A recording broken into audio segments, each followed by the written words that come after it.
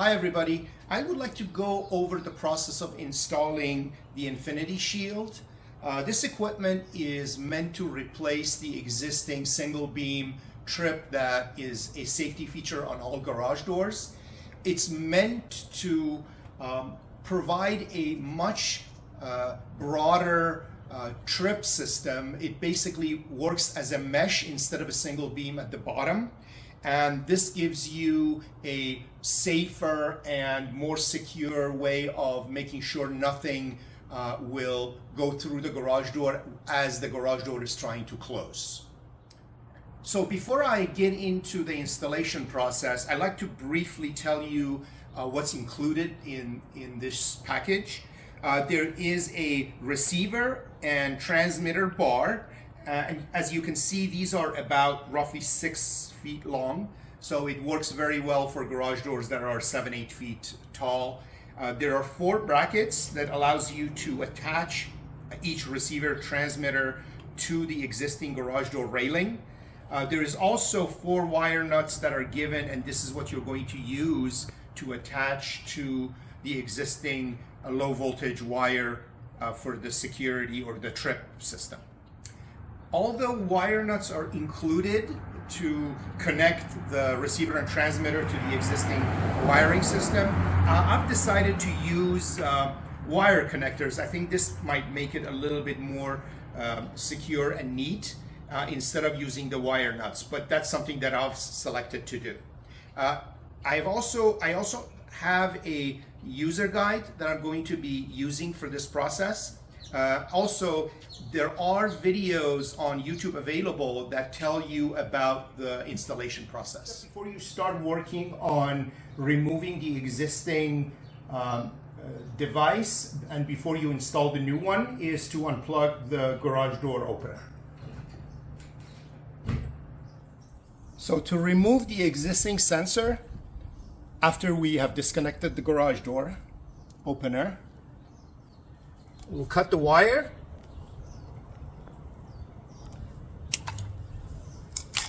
and then simply undo it from the garage door railing.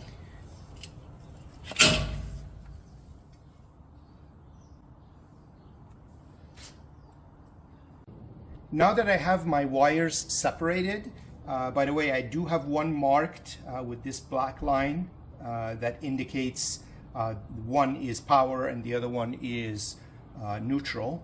So, however, I need to prep the tips by removing the plastic sheathing. And for this particular connector, I need roughly 1/2 inch. If you are using the wire nuts, that should also be the right amount to strip. Given the size, the thickness of the wire, I'm going to use a gauge 18 stripper.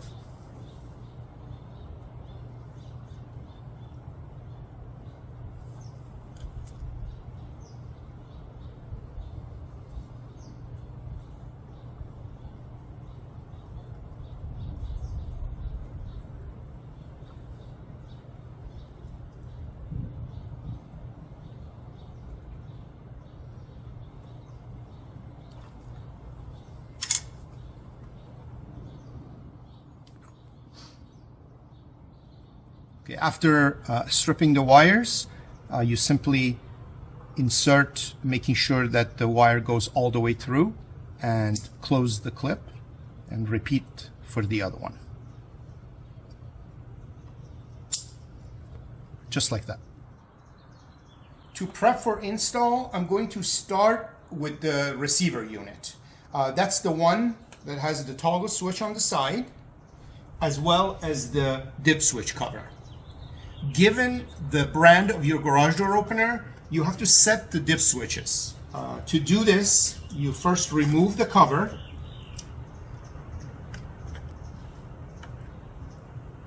And then there are 2 dip switches that are exposed.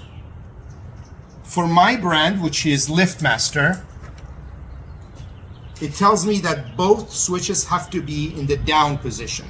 And that's in relation to the LED face.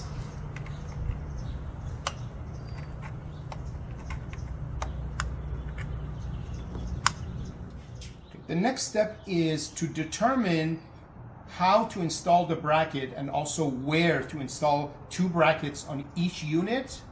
And that will depend on your garage door railing. So what we're going to do, come here to the garage door,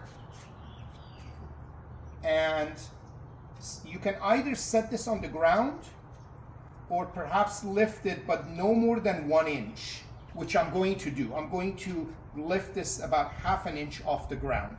That still keeps the lowest sensor within the required distance off the ground, but it also allows me, if I'm going to hose the garage down or I need to clean underneath, I can easily clean it. To get the clearance that I need off the ground, I chose a piece of tile. It's roughly 1/2 inch thick. So I'm using that to hold the unit against the rail. And what you want to watch out for is that your rail has brackets, as you can see, that are attaching it to the side of the garage. You want to use an area which is free of those brackets. So right about this area is a good place for 1 bracket. And then you want to go closer to the top, and perhaps this is another good area for the 2nd bracket. To install the bracket on each unit, we're going to start from the receiver. This is the one with the toggle switch. And the way you need to install this is to make sure the flat side of the bracket is on the same side as the toggle switch and the dip switch cover. To install it, simply want to place one side, the back side in first, then bring one of the lips on the other side, twist, and then you can place the other side such as that. And I'm going to show you again for the other bracket.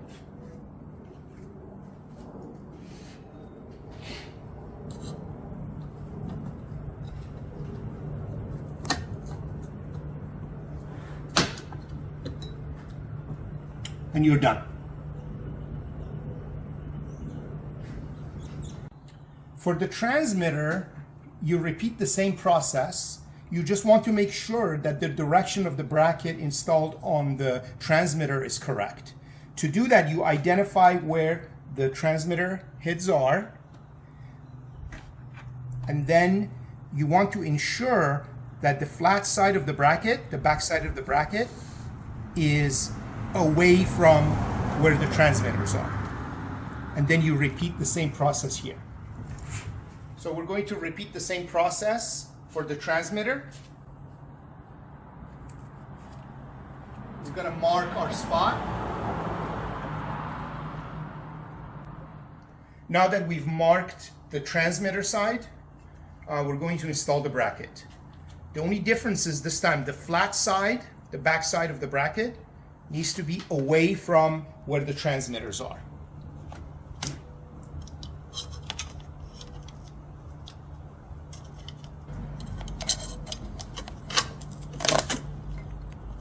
And to the other side.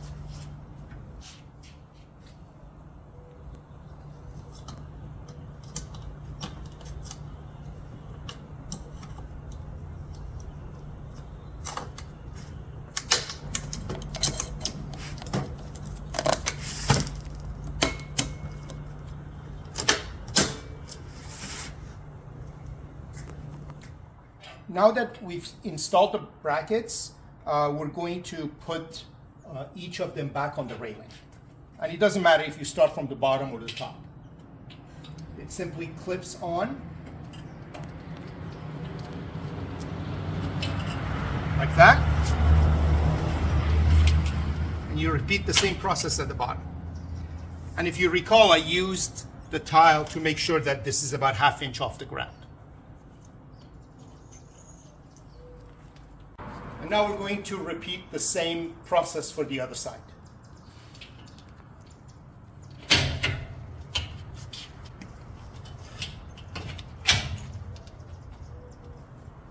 Now that we've installed the receiver and transmitter on the garage door railing, what we need to do is wire them up. The polarity does matter, so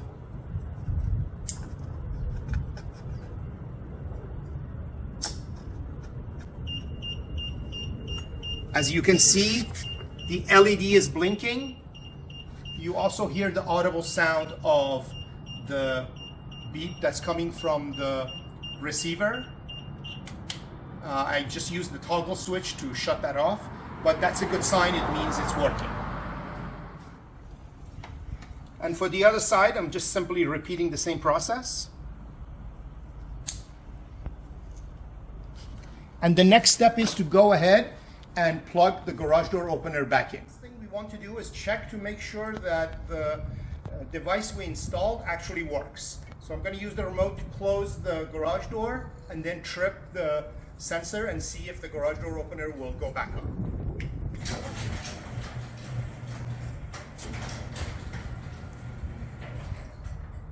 So as you can see, now we have a mesh about 6 foot tall that goes across the entire the garage door, instead of the single beam that we used to have at the bottom. One last benefit I want to mention about the Infinity Shield is that some garage door come with about a 3/4 of an inch strength beams. These are designed for areas that have high wind, hurricanes, storms, anything like that. With the Infinity Shield, there is no concern with your car overhanging the single beam and possibly having these strength beams running into the bumper or back of the car. Because as you can see, the strength beam is beyond where the Infinity Shield is. And that's a huge benefit, which means if the garage door closes, then nothing will hit your car, regardless of how close you are to the garage door.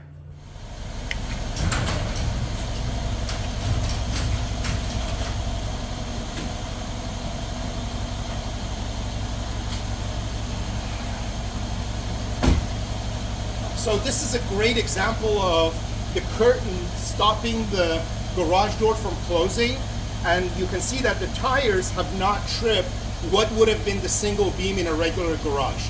And even if you leave the car like this with the single beam trip, if you close the door, it will close on your car. But with the curtain, it will not.